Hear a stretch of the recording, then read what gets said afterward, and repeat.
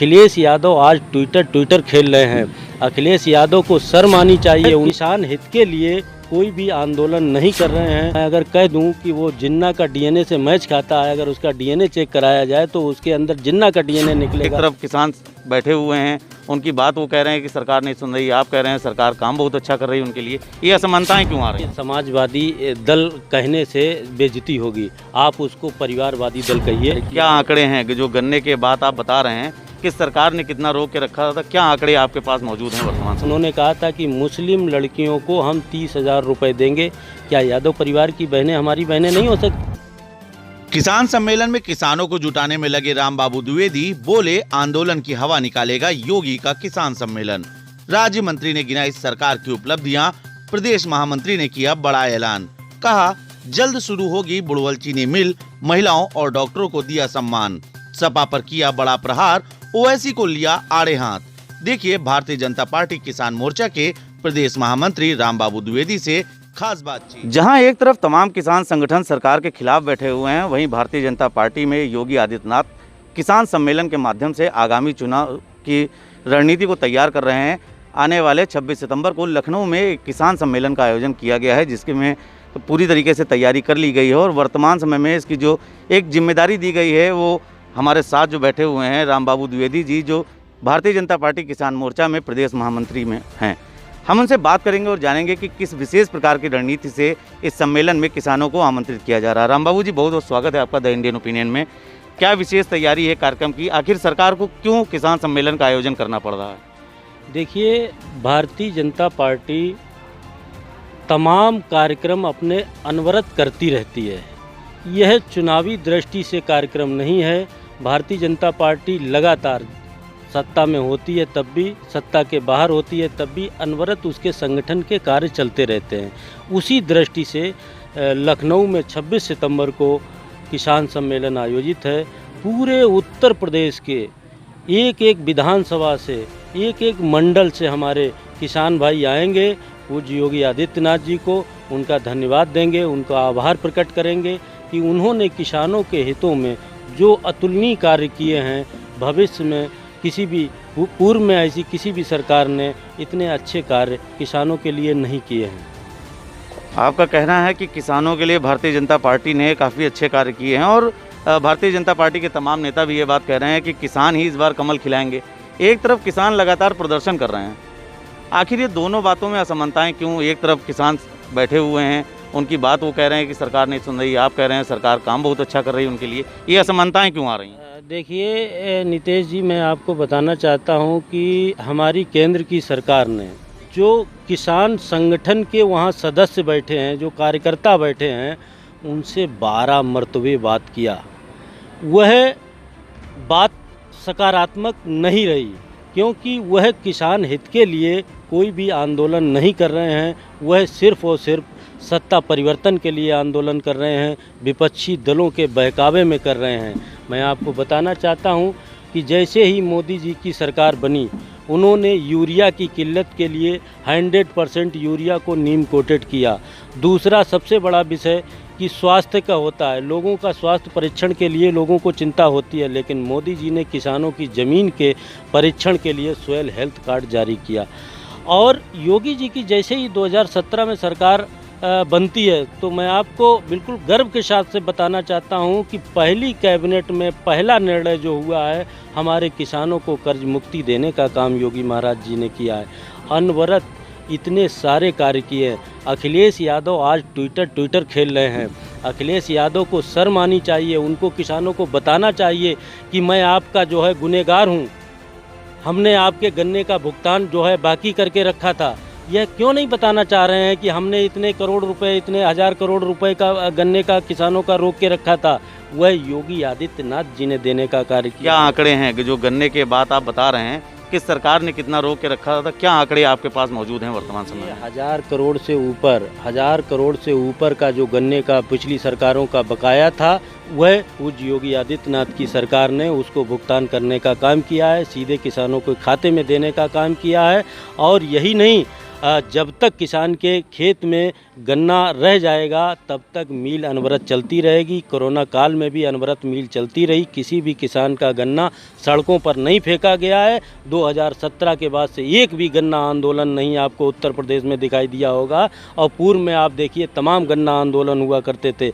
आज मैं गर्व से के साथ कह सकता हूं कि जितना मायावती और अखिलेश यादव की सरकार ने भुगतान किया है अपने 10 साल के कार्यकाल में, ठीक योगी आदित्यनाथ जी ने वही 4 साल में उतना भुगतान किसानों को करके किसानों को ये मैसेज देने का काम किया है कि योगी आदित्यनाथ जी की सरकार, भारतीय जनता पार्टी की सरकार किसानों की सरकार है और किसानों के लिए हितकर सरकार है। आप बताइए, मायावती की सरकार ने 20 चीनी मिलों को बेचने का काम किया था, अखिलेश सरकार ने 10 चीनी मिल बेचने का काम किया था। वहीं पर योगी आदित्यनाथ जी की सरकार ने 20 चीनी मिलों को सुदृढ़ करने का काम किया है और 3 नई मिलें कोरोना काल के विपरीत परिस्थितियों के बावजूद भी 3 नई मिलों को स्थापित किया है और अच्छी और बृहद रूप से उनको स्थापित करने का काम किया है। यही नहीं, योगी मोदी जी ने गन्ने से एथनॉल बनाने का काम किया है, पूर्व की सरकारों ने नहीं किया था।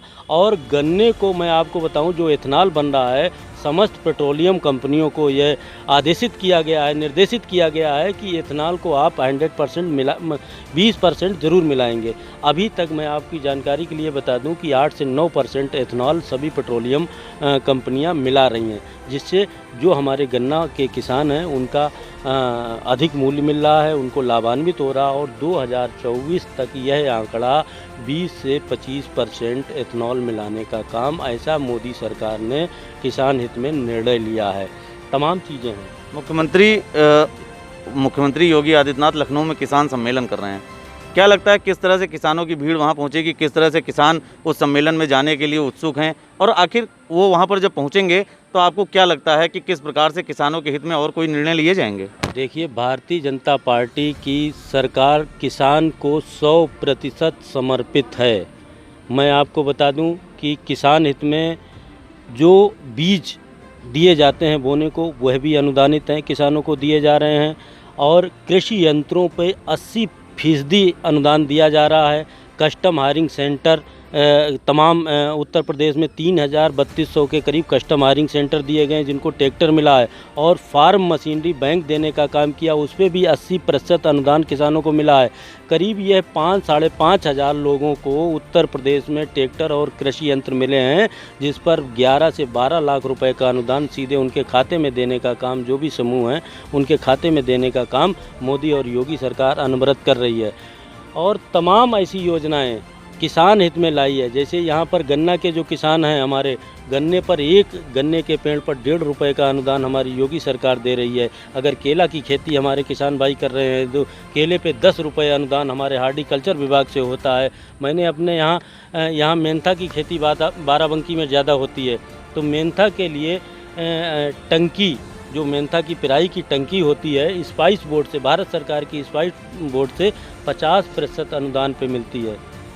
तमाम ऐसी घटनाएं हुई हैं, जो लोकल टंकी लगाते हैं उससे लोगों को, किसानों को जो दुर्घटना का सामना करना पड़ता है, लेकिन ये सब मानक के अनुरूप हैं।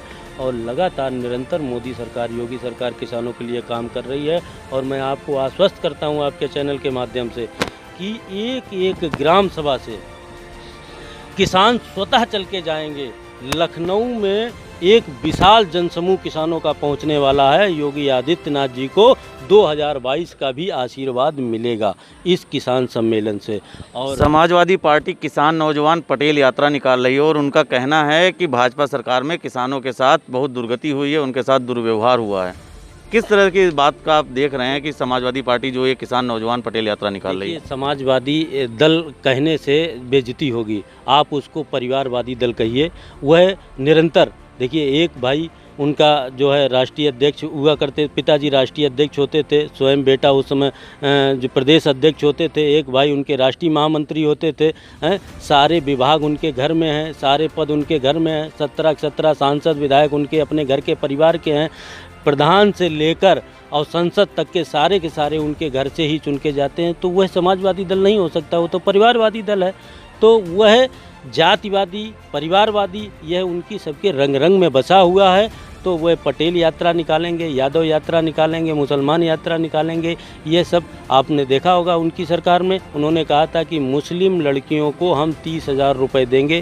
क्या यादव परिवार की बहनें हमारी बहनें नहीं हो सकती? बेटियां हमारी बेटी नहीं हो सकती हैं? आप बताइए। अन्य जो जात के लोग हैं वह बेटियां नहीं हमारी हो सकती हैं? सिर्फ मुस्लिम परिवार को ही 30,000 रुपये देने की बात कर रहे थे। कब्रिस्तान बनाने की बात कर रहे थे। कब्रिस्तान में जो है कब्रिस्तान की बात कर रहे थे कि हम कब्रिस्तान में बाउंड्री कराएंगे और मैक्सिमम पैसा उन्होंने कब्रिस्तान पर खर्चा किया। अरे जिंदा लोगों की चिंता नहीं कर रहे हैं, मुर्दा की चिंता कर रहे हैं।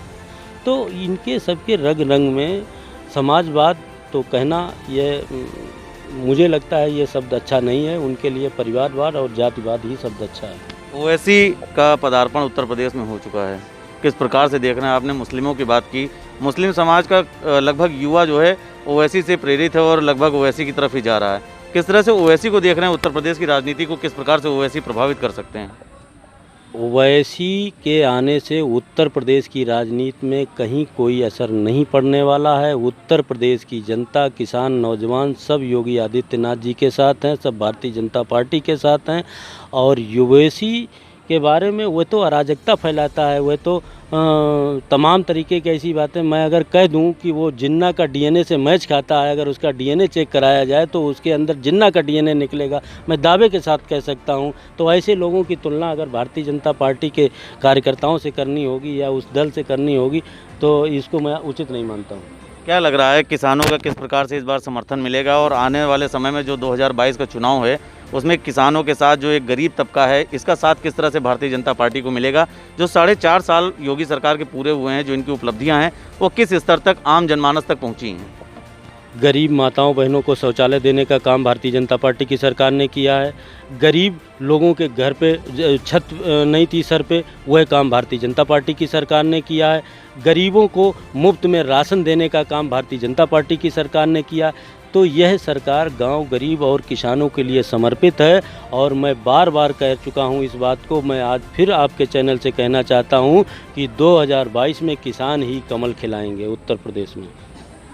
ये आप थे रामबाबू द्विवेदी जी, जो किसान मोर्चा के प्रदेश महामंत्री हैं। उनका ये पूरी तरीके से दावा है कि आगामी 2022 के चुनाव में किसान एक बार फिर से कमल खिलाने जा रहे हैं। आगामी दिनों में लखनऊ में किसान सम्मेलन होने जा रहा है और रामबाबू जी पूरी तरीके से आश्वस्त हैं कि उत्तर प्रदेश की योगी सरकार किसानों के हित में कई बड़े निर्णय लेगी।